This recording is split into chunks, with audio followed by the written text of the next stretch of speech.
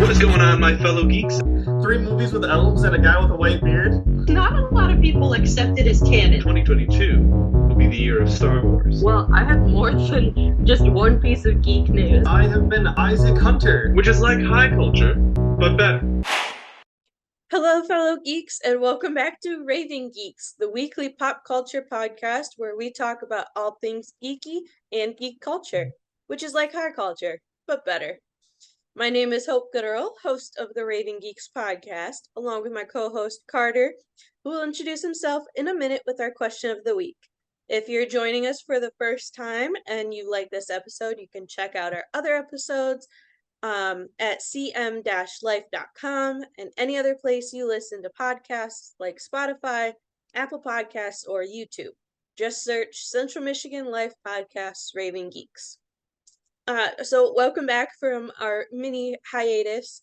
It was not fully intentional, we'll be honest with that, but after the events a couple weeks ago at Michigan State and then snow days getting in the way, we wanted to make sure that our fellow geeks, our Spartan geeks, that we have time to mourn with them and to make sure that they're on the path towards healing. And then snow days get in the way of a lot of things because they mess up schedules really well, even though they could be really nice. So our question of the week to bring us back from our mini hiatus, before we go on another mini hiatus for spring break, is, Carter, what is your favorite story to hear about for the first time? So, like, this can be within a fandom if there is, like, something that is suddenly canon and you're like, yes, that fits so well. Or it can be some new, like, historical story that, we're just learning about for the first time. Or, so, like, what kind of thing is your favorite to hear about for the first time? Probably any Star Wars story, honestly. Anything new for Star Wars is always exciting, and same for Marvel. I don't really have a specific answer for that question. I don't know. I just like hearing new Star Wars stories. How about you? I am really into history. I did not major in history because I don't remember dates that well, but things like your background with devotion and hearing like the untold stories of history, or yes, I'm gonna bring in Harry Potter. But my favorite right now is the fact that there's an actor, who, like, his biggest thing was only one show that only lasted for a season, but everybody has decided that he is Mateo Riddle. But it is unclear if he is Tom Riddle, aka Voldemort's son, or his brother. Um, but he is a Slytherin student with Harry and all them at Hogwarts, and so I'm really loving the fact that as a fandom as a whole, we've decided to adopt this actor as a character that doesn't actually exist. And yeah, I'm really liking all the Mateo stories because they fit in just so well with the rest of the narrative. But yeah. So on to our geek news for the week. Because we did have a hiatus, we're gonna try and keep it brief, but we do have a bit of a for both of us for geek news. So Carter, what geek news do you have for us this week? Okay, I'm gonna try and go in rapid fire on this thing, but for the sad geek news, Bruce Willis had been diagnosed with dementia recently, and Judi Dench is losing her vision due to her age, which are both very sad stories, but sending prayer to their families. But in positive news, a lot of Star Wars news came out. A new Star Wars movie is set to be announced at Star Wars Celebration in London sometime in April. Jon Favreau, writer and director of The Mandalorian, says that season 4 has already been written and that season 4 is not the last season for The Mandalorian, and it'll go into 5 or 6 seasons. So that's super cool to learn. House of the Dragon is supposed to return summer of 2024. They are currently filming right now, which is very exciting. And Marvel Studios had a lot of updates to give us. So Marvel Studios reportedly added Eternals 2, Shang-Chi 2, and Doctor Strange 3 to the production calendar, which is great. Let's see here. A member of the Illuminati from Earth 3838 is alive and will have problems resolved with the Avengers in Avengers Kang Dynasty. So for anybody who doesn't remember, Earth 383, I'm sorry, 838 is the Earth that we saw in Doctor Strange in the Multiverse of Madness with the Illuminati, which is very exciting because we know that there was some unresolved stuff going on in that dimension. The writers for Avengers The Kang Dynasty said that one or more Avengers will die by the hands of Kang in that movie, which I thought was very interesting. And Marvel Comics is reviving the Ultimate Universe, which was a universe back in the Marvel Comics that were more like darker takes on the Avengers characters, which is really exciting to hear about. And my last piece of news is that Christopher Lloyd, known for playing Doc from Back to the Future, is coming to Motor City Comic Con in Michigan in May, which is very exciting, and I'm hoping I get to meet him. What's your news? Oh, Well, you took one of them with Christopher Lloyd, but I will add that also coming to Motor City Comic Con this year is here it is. Okay. Mark Shepard from Supernatural. He played Crowley on Supernatural. So if you're a huge fan of Crowley, he will be in Novi for the Motor City Comic Con. That is May 20th and 21st. Don't know which day that he'll be there or if he'll be there both days. Same goes for Christopher Lloyd, but as it gets closer, we can tell you more about that because they'll release who will be there, when, and who else will be there. Going off of Marvel, so Marvel's next Spider-Man movie is officially in the works. So, this will be Spider-Man 4, but details are sparse. But Kevin Feige has confirmed that Tom Holland's Spider-Man will return soon in Spider-Man 4. In other Marvel news, Kevin Feige also said that She-Hulk intentionally didn't appeal to all Marvel fans, which I found interesting that he actually admitted that. But I appreciate that he admitted that too, because there was big discussion over it and everything. And my final bit of geek news for Marvel specifically is in Thunderbolts, Steven Yeun will be joining. So possibly it is rumored that he'll be joining as Sentry, which former geek co-host and I were talking earlier. The Sentry is technically number 7 on the list of top 20 strongest Marvel heroes and everything. But the first 6 are deities or can do stuff with molecular whatever, so technically Sentry is number 1. In other news for Mandalorian, I also want to add on that Jon Favreau said that he has written The Mandalorian season 4 to fit in with Ahsoka. I keep flipping the letter, sorry. Ahsoka and other shows in the Star Wars universe. Which I think that's pretty great of him to just be like, hey, by the way, we're doing this thing. Oh, I forgot. Deadpool is technically Marvel now, isn't he? Yeah. Emma Corrin has been cast as the main villain in Deadpool 3. She played Princess Diana on Netflix's The Crown. So yeah. In sliding off, going with Tom Holland, the Paddington filmmaker Paul King is set to direct the Fred Astaire movie for Sony that is starring Tom Holland as Fred Astaire. We've got another casting news for the live-action Lilo and Stitch. We have Zach Galifianakis is cast as Fleekley. It's a little green alien that helps Jumba come by and try and recapture Stitch and then ends up staying. But I'm super excited because Zach Galifianakis. I'm not even gonna try to say it right. Thank you. He has a good voice to do. I can see him doing Fleekley very well. Lord of the Rings movies are in new Lord of the Rings movies are in the works at Warner's new line. So for those of you that are a fan of Middle Earth, have fun with that.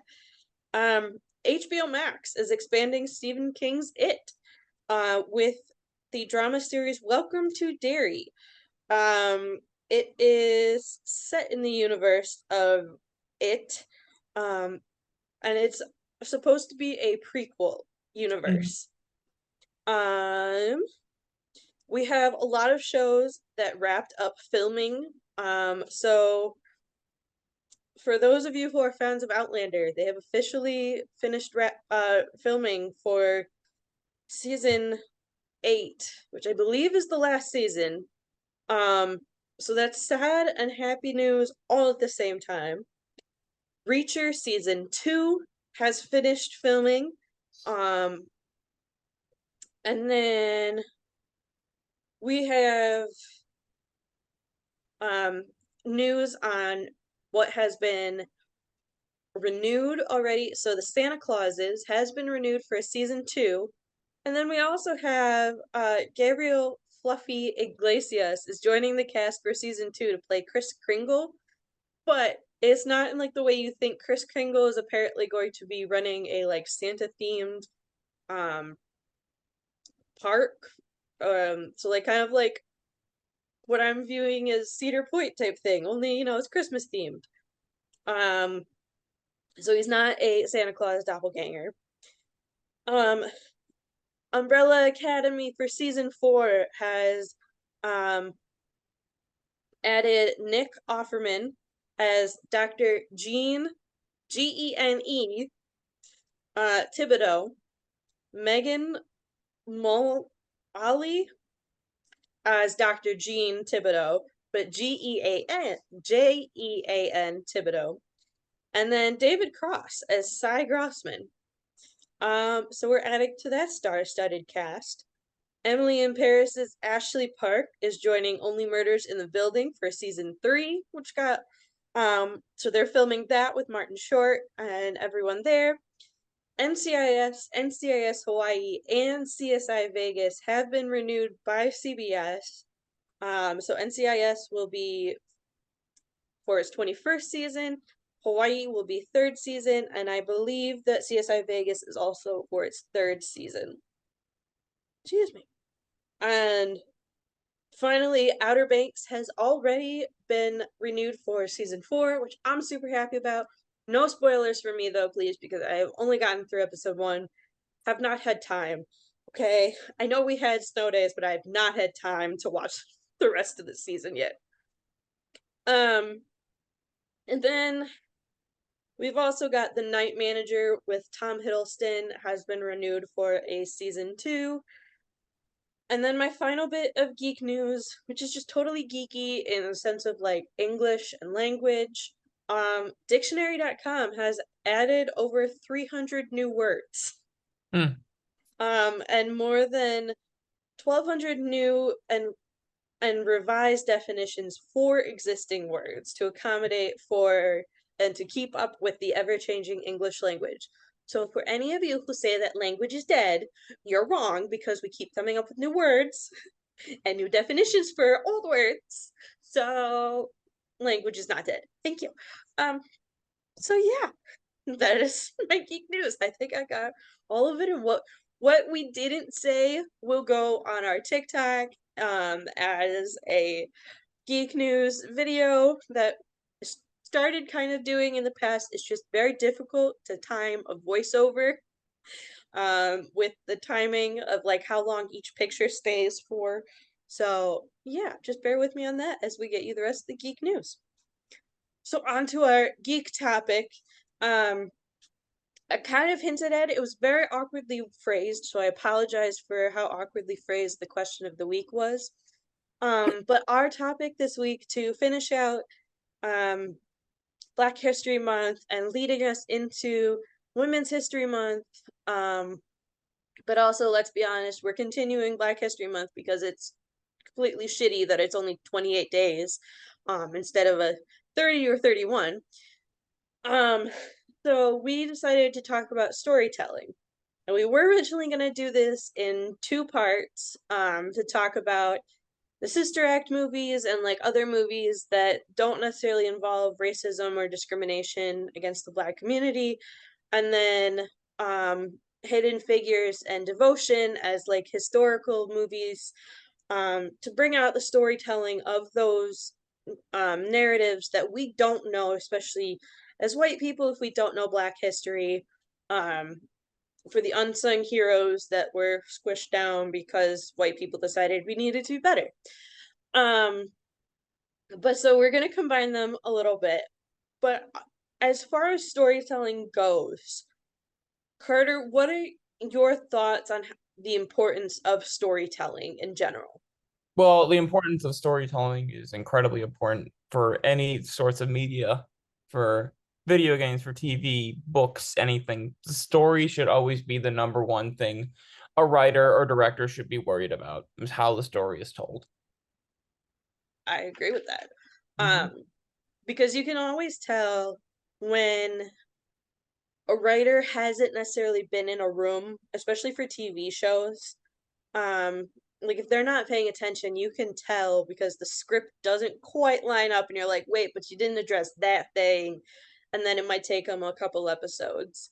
Um, and for me, I feel it's even more vitally important, especially in today's society, that we get the stories out there that people don't necessarily know about.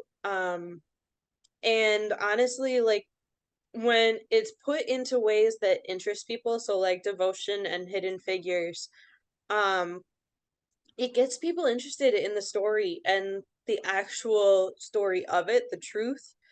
And like for me with watching Devotion, I was like, oh, I'm gonna go look up this guy now because I'm super interested. And I think that's really important to just like as a society bring us all together as a way of like, hey, we're making sure that all stories are being told, but also, this way you're interested to go learn the history as well. Mhm. Um, so as far as the Sister Act movies, I know I kind of forced you to watch them for the very first time.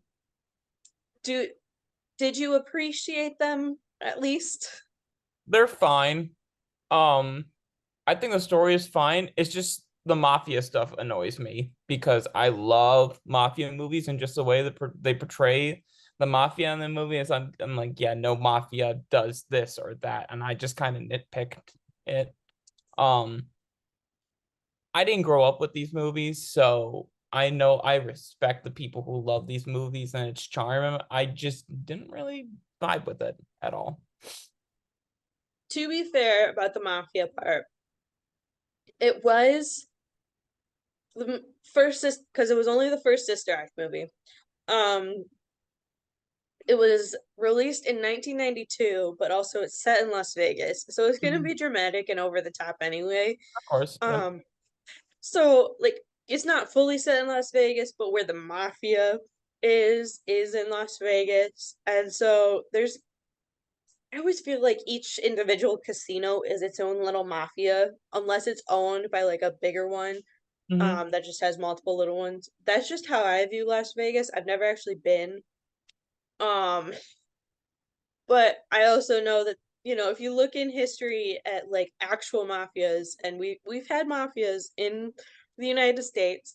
I feel like there was one in Michigan that I'm forgetting, and my dad will probably yell a bit at me about it for forgetting what they were called. Because I think they were out of Holly, Michigan, which is where he's from. But they, the mafia that you look up in history is definitely very different than what they portrayed. But at the same time, I feel like this guy was more of a loan shark type, like mafia Yeah, scheme, because yeah. it was just him and then his 2 people. And it was like, shouldn't you have more guys to try and track her? Like, why is it just the 2 idiots?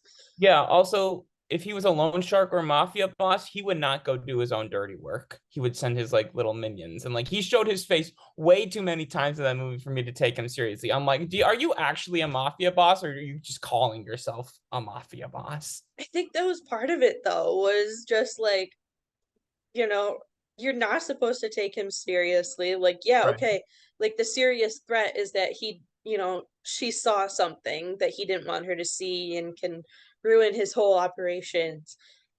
But he's just an idiot. Mhm. And you're sitting there going, how did you even decide to get with this guy in the first place? Like, what? Um, but honestly, like, I absolutely loved like the rest of the storytelling with her and the nuns, um, and pulling the nuns out of like their old traditional ways and bringing them like newer ways. Um, especially through music, like that's part of my family is music.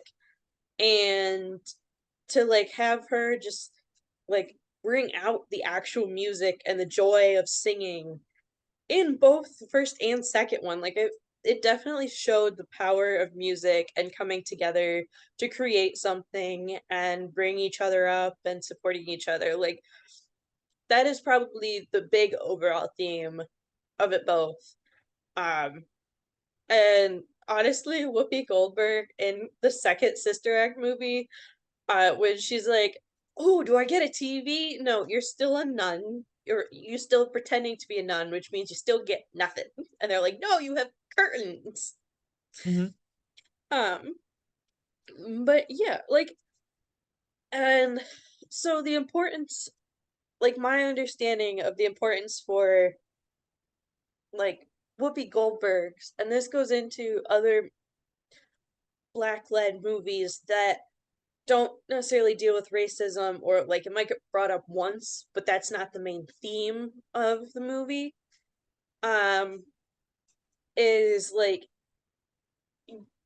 is showing that there is this other story to black lives that the media does not always portray. Like we so often get the negative views on black society. And so having things like the Sister Act movies, or I know I told you that I love the Bad Boys films with Will Smith and Martin Martin Lawrence. Lawrence. Thank you. I was like Freeman. I'm like that's not the right one. That's Marvel Martin Freeman. Or Sherlock, depending on which one you've Or seen him in. Bilbo Yep. Baggins, Lord of the Rings. Um, but Martin Lawrence and Will Smith, and then they tried doing a spin-off with Gabrielle Union and Jessica Alba, Mhm. um, and like continuing it out that way in LA, instead of Miami. And like it just shows the like what could be if we didn't keep shoving them down or shoving, the negative stereotype. I mean, like how did you? I know you mentioned a couple other movies. I know one is a horror movie, so I'm not sure how much Yeah, that fully no, fits into that, but no, it's a black-led horror movie, but it doesn't deal with any racial stereotypes. It actually tackles animal abuse and how animals should be treated in our world by using the alien in that movie, and it's kind of like a wild animal. It's a really, really good movie. I'm impressed where they took the UFO concept and made the UFO the alien itself. It's more like Jaws, um if you want to compare it to something where it's literally three people and they're going to go catch something that's in the wild. It's a really, really good movie. yeah. Um, I don't know. Is there anything else you want to add on our topic of black-led movies that don't deal with discrimination or racism? um not really. I mean, every African American movie deserves attention, obviously. For my film history class, I'm going to be watching Moonlight for the first time, which I've never seen, but I hear is a fantastic movie that's African American led. So I'm very excited to watch that. And Devotion was an amazing film. Jonathan Majors, I need him in more stuff. He's such a good actor. He is doing so well this year because he's had Kang with Loki, Mm-hmm. and then coming back and in Ant-Man Quantumania. And then he's had Devotion, but he's also going to be in the next Creed movie with Michael B. Jordan. Hmm. And I'm just like, this dude is just bursting out. And I don't remember seeing him before. Like, I'm sure that if I went and looked up, See, I know him from Lovecraft Country, which was one of his first acting gigs, and that show was okay. I liked it for what it was, but I saw him as Kang and Loki. And I'm like, ooh, this guy's got something. Like he's such a presence to watch. I've never felt this kind of attraction to an actor since I saw Giancarlo Esposito in Breaking Bad. Like I just want them in everything. I want them in Marvel and Star Wars and history films and dramas and comedy. I want him in everything. They are such good actors. I'm just addicted to seeing him on the screen. Okay, so I just looked it up. Anyone else with Jonathan Majors, if you're like, but I haven't really seen him in anything, don't feel bad. He didn't start acting until 2017 is when his, at least Wikipedia stuff starts. And there are a couple that I recognize. But he is definitely like lately coming out with so much more.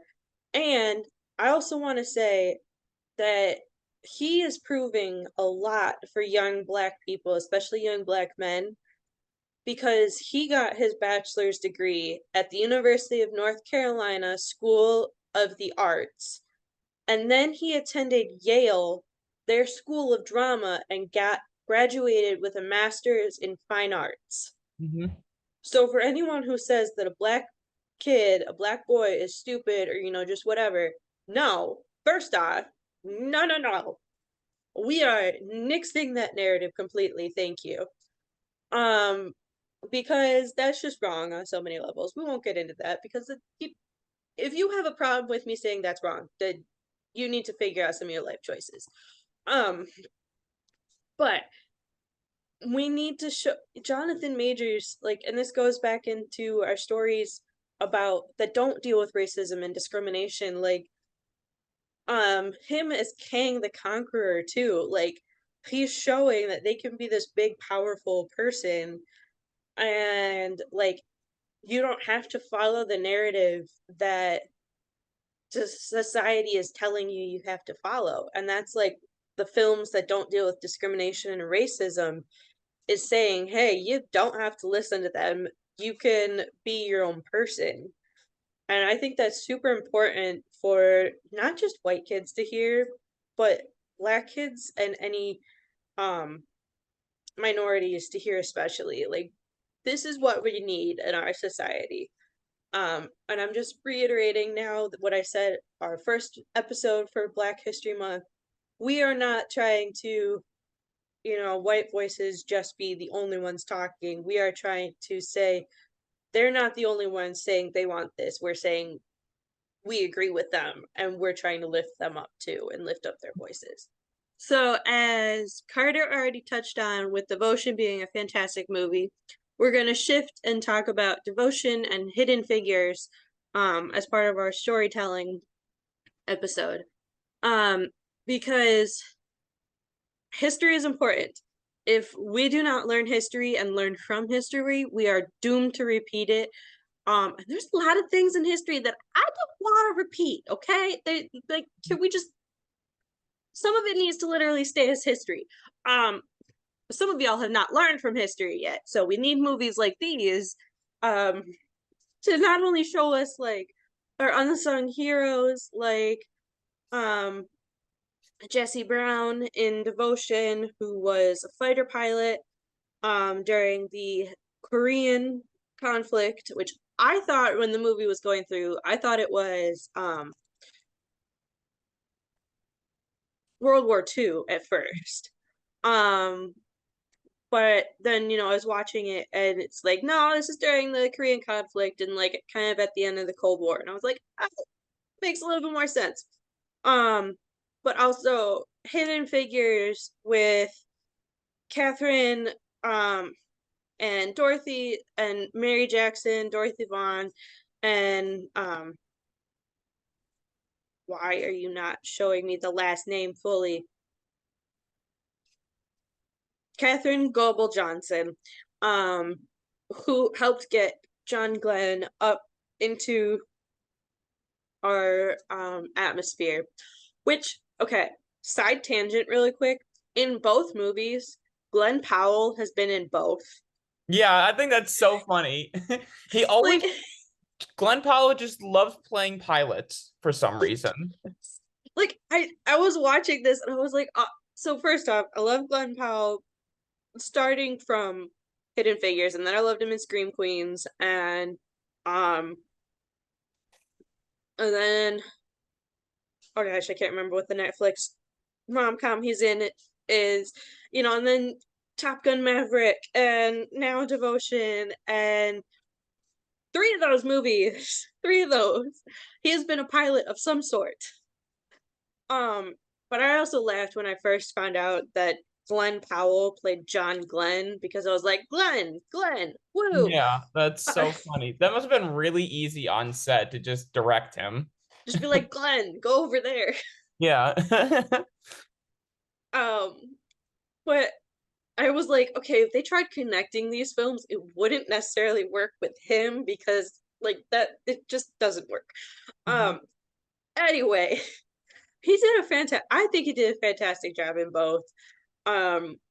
As being that supporting, the white person supporting and learning how racism and discrimination actually was working, like being that outsider that was a good outsider but not fully understanding what the heck was going on. Yeah.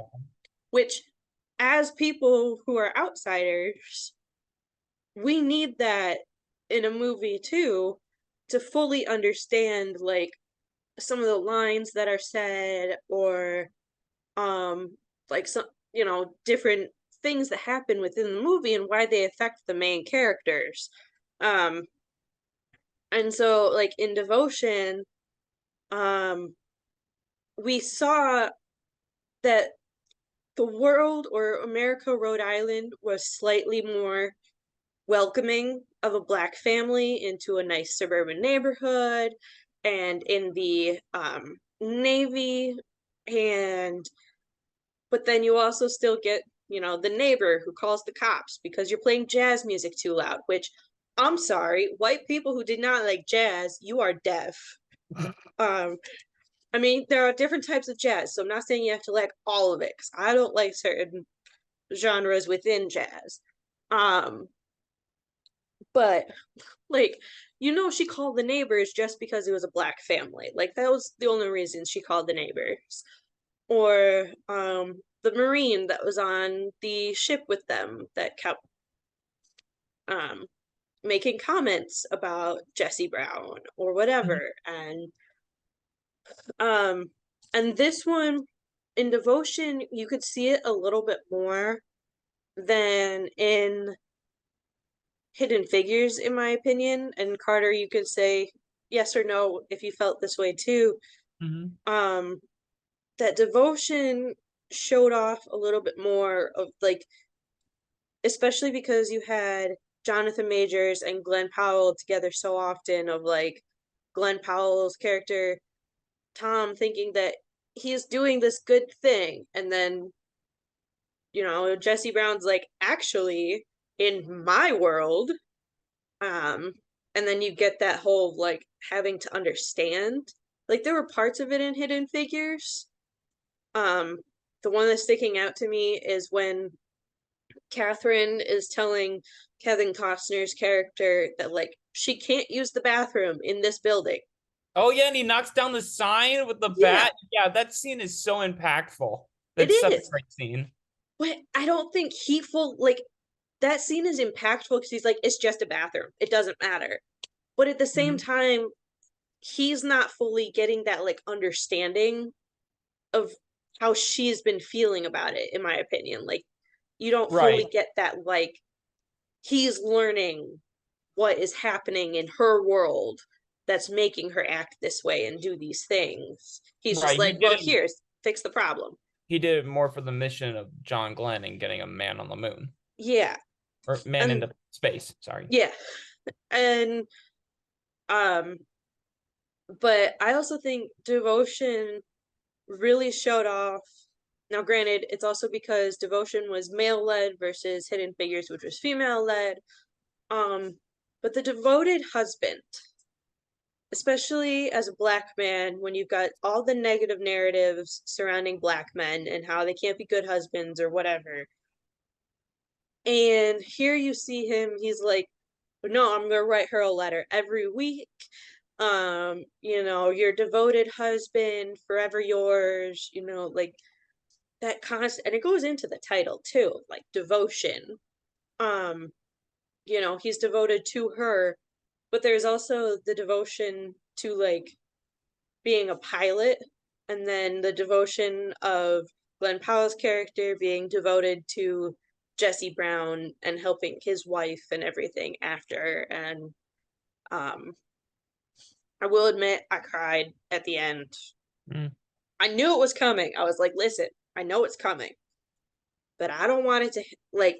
And then when it hit that they still haven't recovered his body from North Korea, I was like, I'm gonna throw some hands with some people because that's ridiculous. But what is your feeling with Devotion and Hidden Figures? I think they're both great movies with both great storytelling mechanics, and it was just nice to see these historical events played out on screen and gotten the attention that they deserve. Yeah.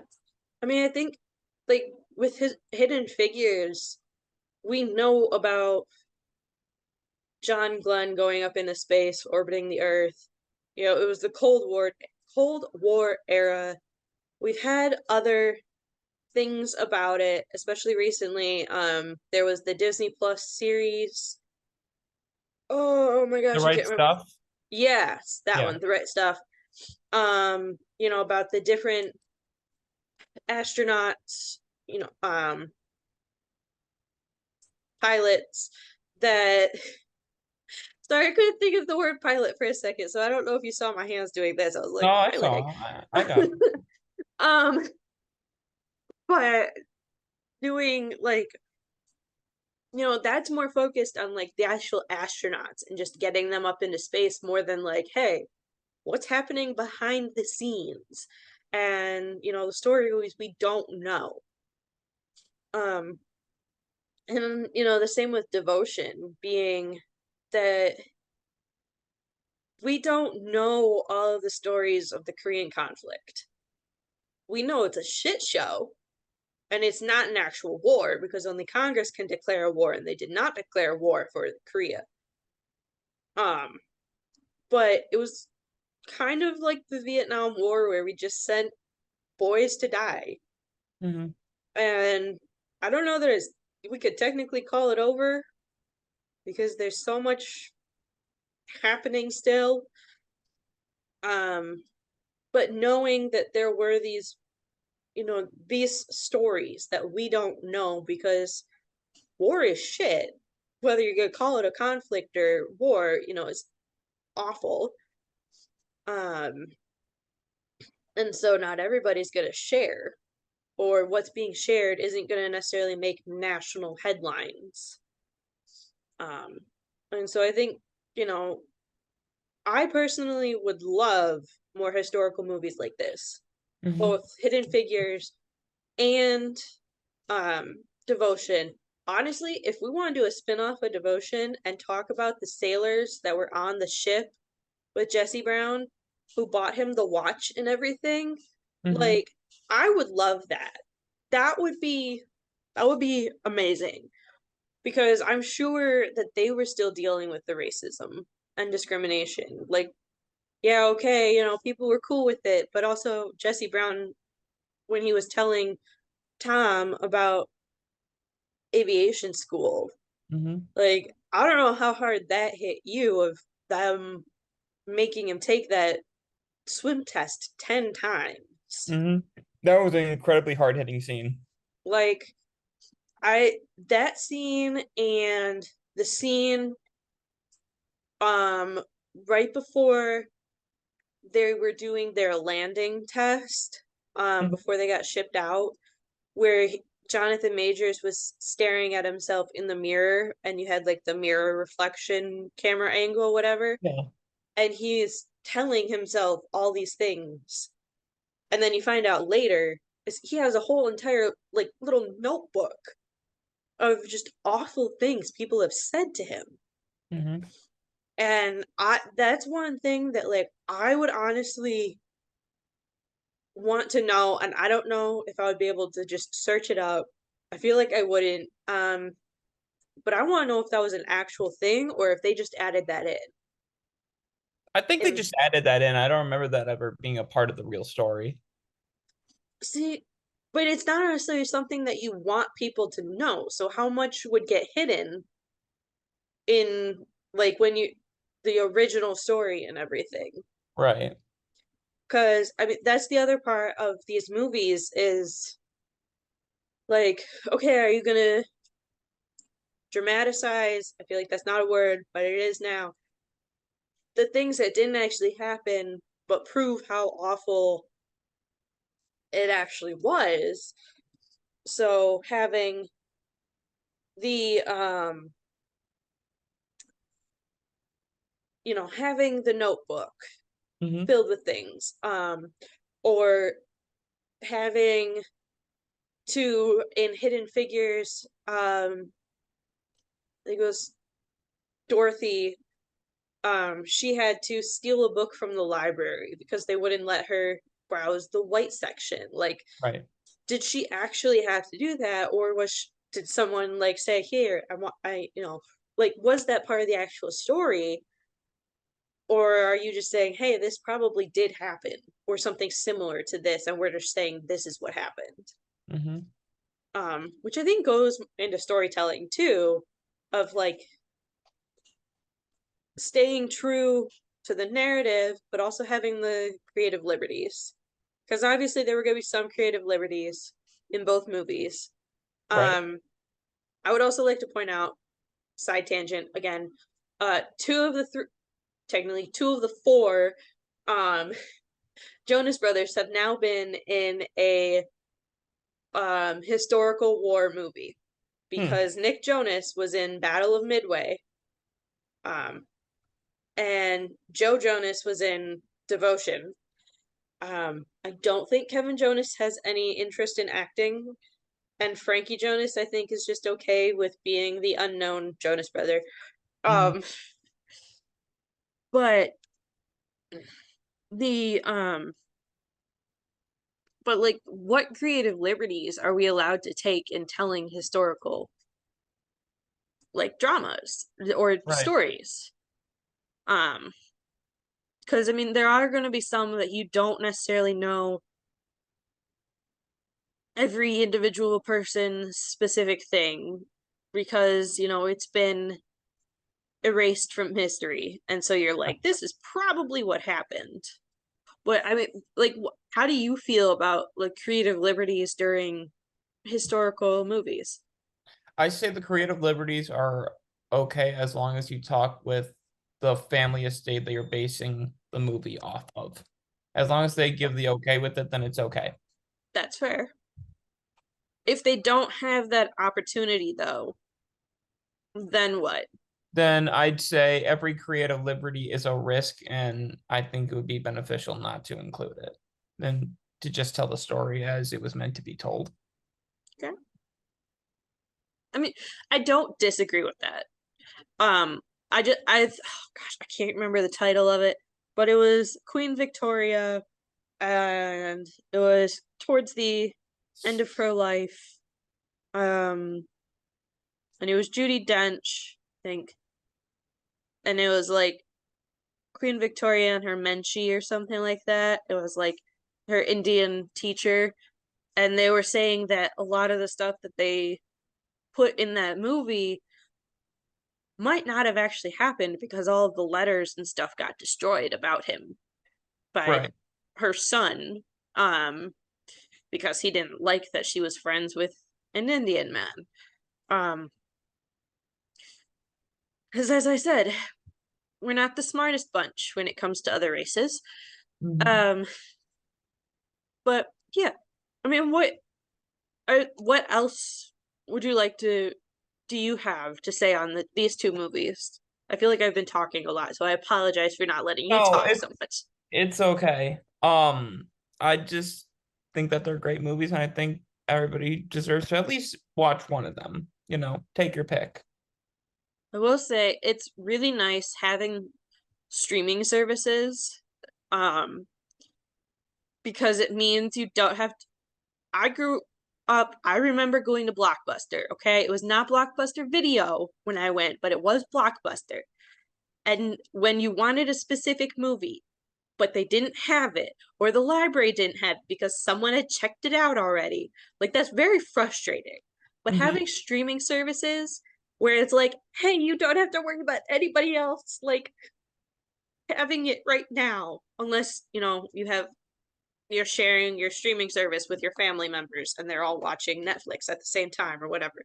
Right. Um, but like, it's right at our fingertips. And so if people aren't watching these and if they're not learning or willing to learn from them, then that's on you, Right.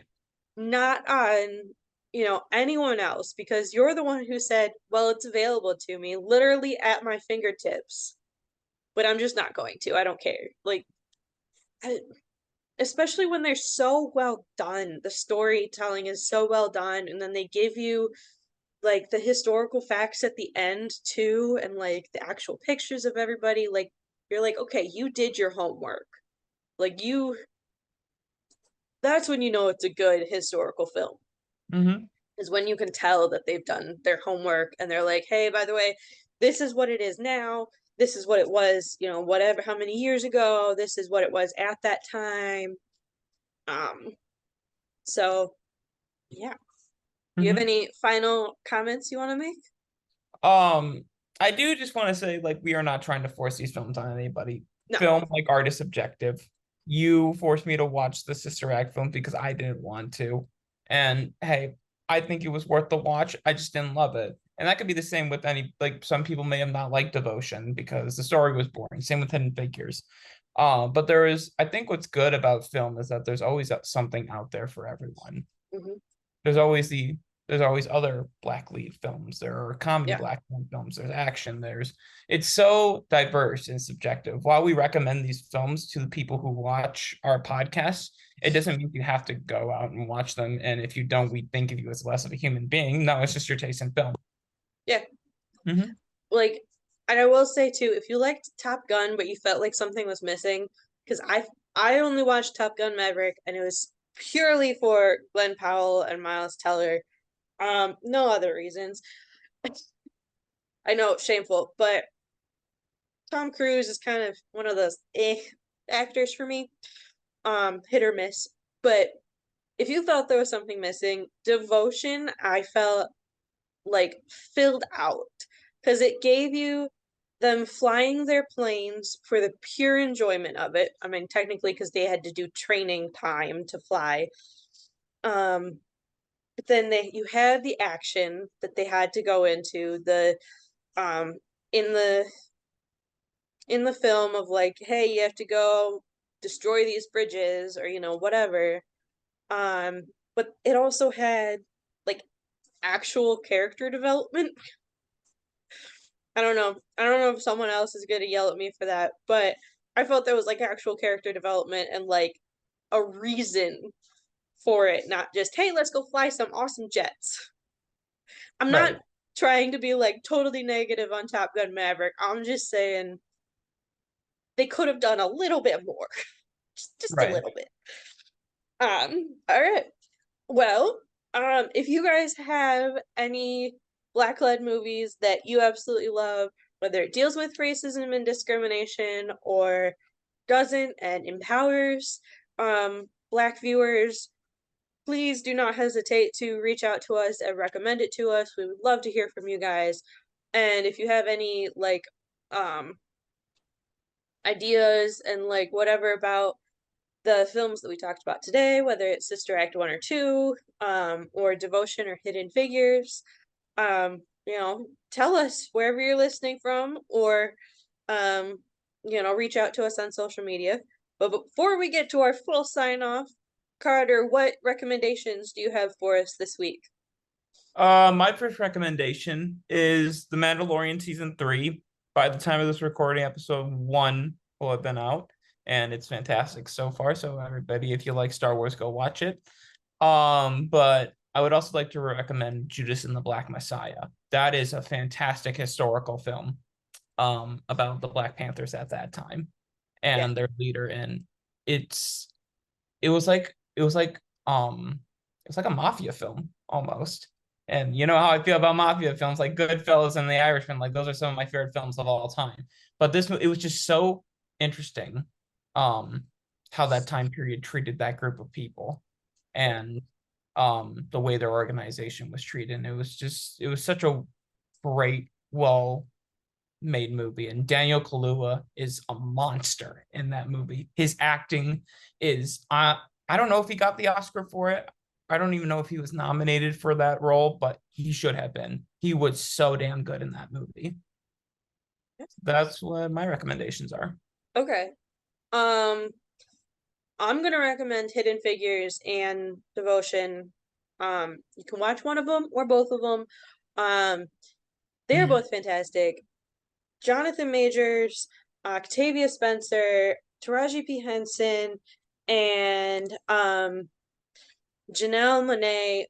Oh my gosh, they are phenomenal. All of them.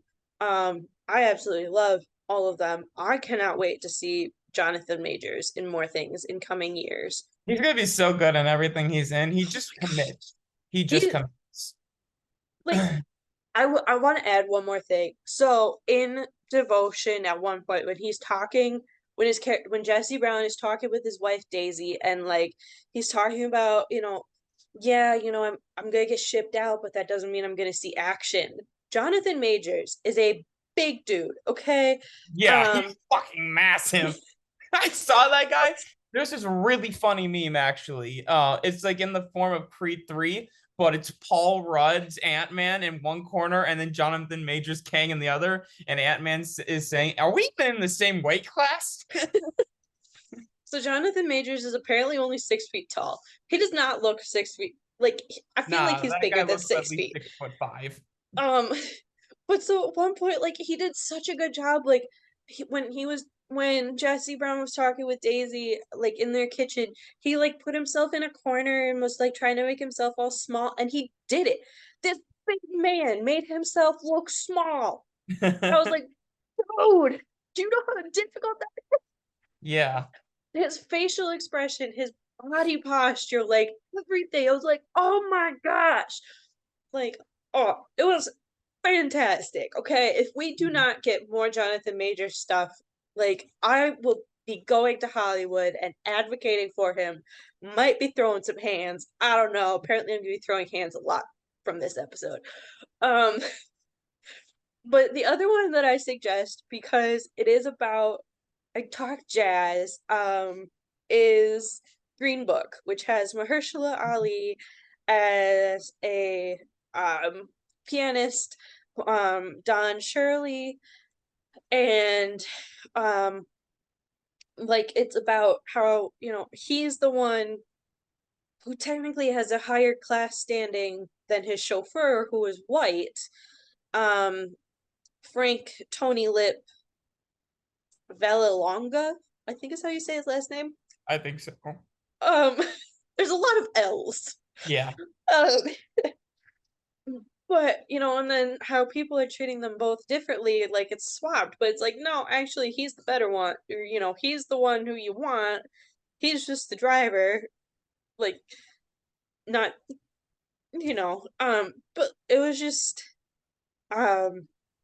it's really good. And like the dynamic between the two of them is fantastic, just like the dynamic between Glenn Powell and Jonathan Majors. They had a really nice guy. Like, whoever's doing the casting for these is just finding really nice duos of like they can work together and kind of play off each other. And I thought it was really good. So yeah, that is all we've got for you today. for this week. Like I said, we will be taking another mini hiatus for spring break, but we will be back on the week of the 12th, whenever our episode will come out that week. So the second full week of March.